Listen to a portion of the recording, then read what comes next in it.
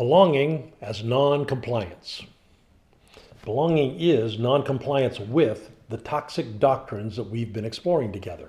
So let's talk about that.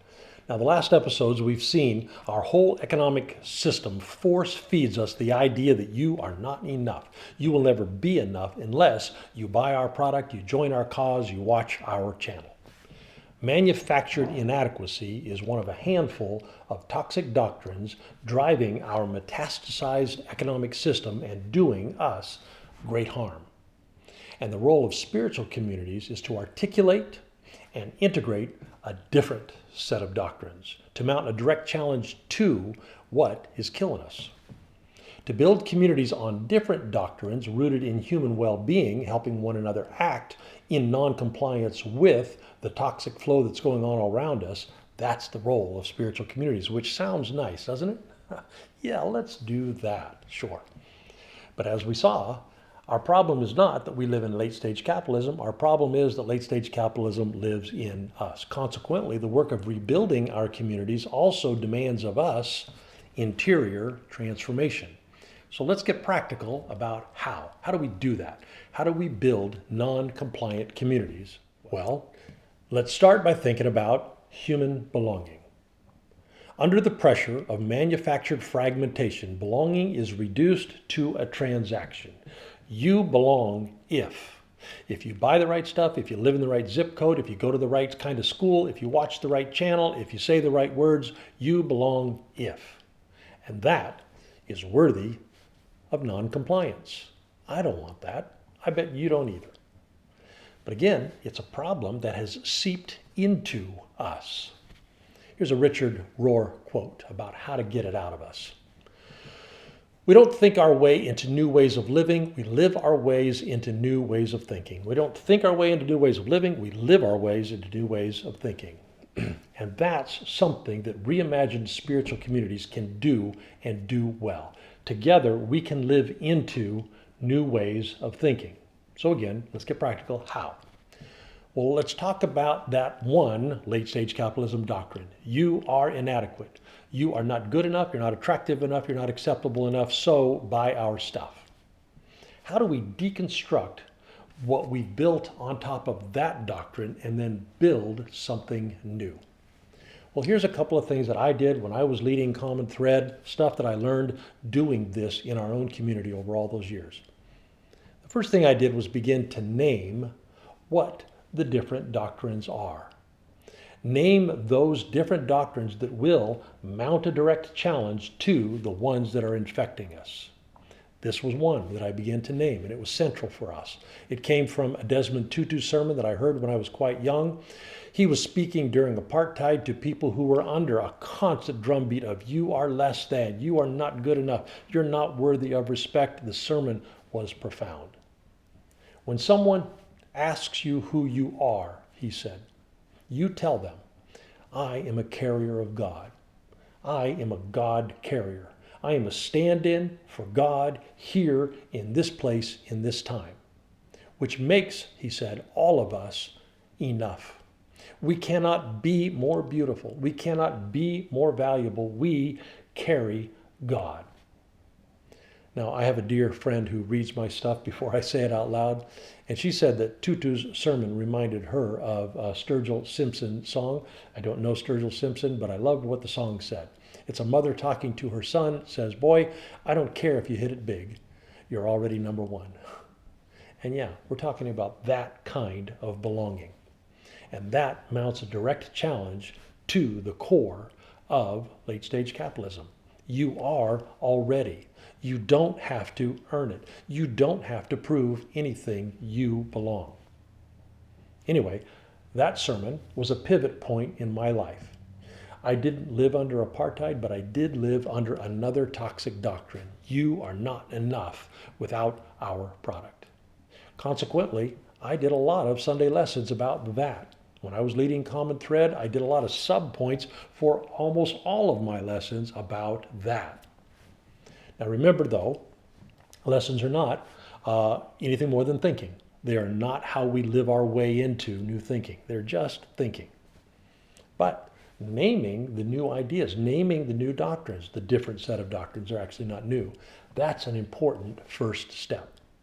Reviewing them frequently, marinating in them, that's an important first step. Different doctrines, recurring reinforcement, important first step. Here's another. I started a Sunday ritual. I designed it to happen about the time that stragglers begin to arrive on Sunday and everybody was there. And at that moment, I would do a call and response ritual. I would say, if you are here, you belong. And the community would respond, if you are here, you belong. And then I would say, it would all be up on the board, we are, every one of us, carriers of the inner light. We are, every one of us, carriers of the inner light. We are, every one of us, carriers of divine breath. We are, every one of us, carriers of divine breath. Articulating and naming a different doctrine and doing it again and again and again and doing it every gathering. Here's the third thing I did. I spent a lot of time at coffee with folks who were on the spiritual journey, and we would talk a lot about our souls. And often during those conversations, that doctrine would come up. Whatever the topic was, you carry the divine was relevant. The wisdom that you need right now because you're having to face this thing and you need to understand that wisdom is in you because the divine is in you. The courage that you need right now because you have to do this or face that, the courage you need is in you. The peace that you need is in you. The resilience and the compassion and the mercy that you need, it is in you because we are, every one of us, carriers of the inner light. And we start that by naming. Naming the different doctrines, then naming them again and again and again, and reinforcing them when we get into real life situations. And if we do that before long, we start to see that those things actually do apply. Those different doctrines do apply to our days. They do inform how we might live differently. Because if we are all carriers of the inner light, for example, then we are all made of the same stuff God is made of. And we are all made of the same stuff that each other is made of. So, yeah, we just do belong. Hold that idea in our awareness and then reinforce it over and over again. And before long, we start to see differently. I belong. Actually, you belong too. It's only a first step, naming the different doctrines, but it's a good first step. It's an important first step. Here's a second step. I began to undercut Western religion's support for the late-stage capitalism doctrine, you are inadequate. You need something outside of yourself. And, by the way, we'll sell it to you. Now, it hasn't been purposely, but unwittingly, Western religion has supported that idea. And we've supported it with our fixation on sin. Sin nature, original sin, total depravity sin, overcome sin, the wages of sin, feel bad about sin, sin, sin, sin, which says what late-stage capitalism says. You are flawed. You are broken. You are inadequate, and nothing you can do about that except buy what we're selling. On our community's first website, I created a pretty weird statement of belief. Back then, all the good church websites had belief statements. Churches are cooler now. We keep that stuff hidden away. But back in those days, everybody posted some creed so that everyone would know, yep, we're on the right team. So I wrote one. But I said stuff like this. We believe in paradox and humility. Now that's a head scratcher. In some future video, I'll tell you that story. But down the page, I wrote this, which actually got us hate mail. We don't believe that sin is all that big a deal. Now again, hate mail. Sure, it'll destroy you, I wrote.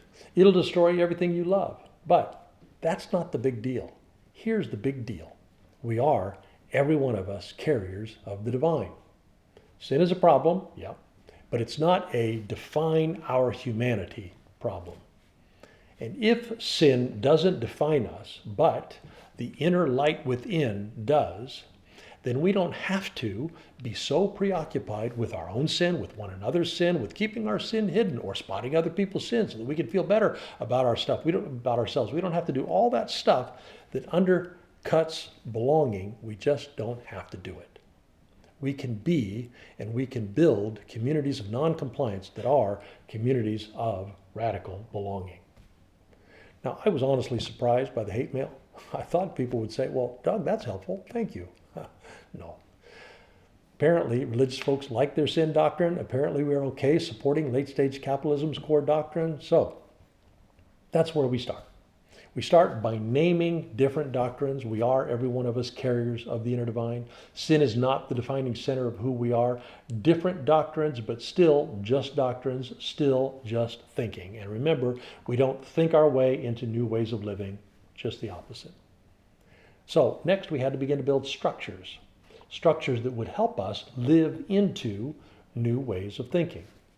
Well, that's where we'll pick up next episode, structures and practices, how we built a community of noncompliance, able to resist the toxicity of late-stage capitalism. If you'd like to get notified when that goes live, subscribe